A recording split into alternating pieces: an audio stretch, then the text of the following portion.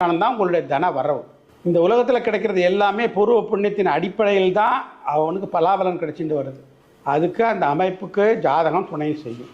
எப்படி பொருள் வரவு வரும் அப்படின்னா, சதா ஒருவன் கடன் வாங்கியே ஜீவனம் பண்ணணும்னு எழுதியிருக்கும்.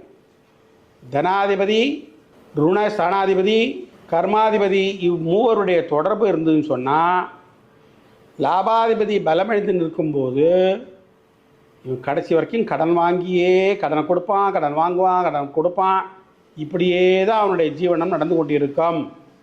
அப்போ அவருடைய கேள்வி என்னவாக இருக்கும்? பொருளாதாரத்தில் நான் என்றைக்கு தான் தன்னிறைவு பெறுவேன்னு 60 வயசில் கேட்குறாங்க. இப்படியே வாழ்க்கை ஓடி போச்சுன்னா, தனஸ்தானாதிபதி பஞ்சமாதிபதி 11 கூட சேர்க்கை நல்லா இருந்துன்னு சொன்னால் ஒரு காலகட்டத்தில் அவனுக்கு பொருளாதார சுபிட்சம் ஏற்படும். இவர்களுடைய தொடர்பு இல்லாத பட்சத்தில் எப்பவும் பணத்துக்கு அவன் பட்சிகள் பறப்பது